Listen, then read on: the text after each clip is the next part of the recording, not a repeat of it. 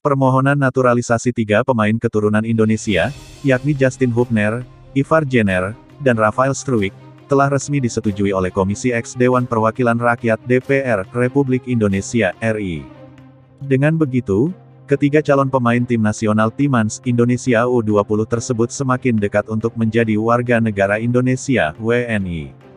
Dipimpin Syahrul Huda, Komisi X DPR RI melakukan rapat dengar pendapat RDP bersama Pitmenpora RI, Muhadjir Effendi, Waketum PSSI, Ratu Tisha, serta ditemani Direktur Teknik PSSI, Indra Syafri.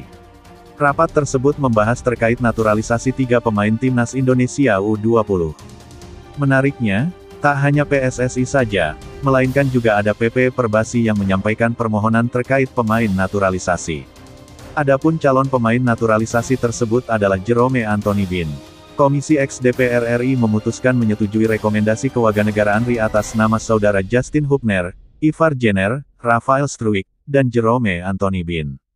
Dengan catatan bahwa penetapan kewarganegaraan RI ditetapkan oleh instansi yang berwenang berdasarkan ketentuan peraturan perundang-undangan yang berlaku.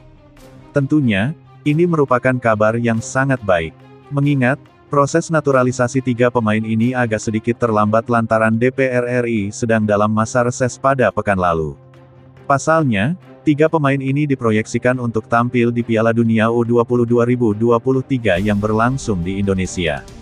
Saat ini mereka telah dipanggil oleh Shin Tae-yong untuk mengikuti pemusatan latihan TC Timnas Indonesia U20 untuk Piala Dunia U20 2023 pada tanggal 20 Mei hingga tanggal 11 Juni tahun 2023 mendatang. Sebagai tambahan informasi, usai disetujui oleh Komisi X DPR RI, maka proses masih akan berlanjut ke Komisi 3 DPR RI, kemudian barulah digelar rapat paripurna. Setelah proses naturalisasi mereka dibahas dalam sidang paripurna, Presiden Joko Widodo atau Jokowi akan menerbitkan keputusan Presiden Kepres. Kemudian ketiganya bakal diambil sumpah di kantor wilayah Kanwil Kementerian Hukum dan HAM Kemenkumham.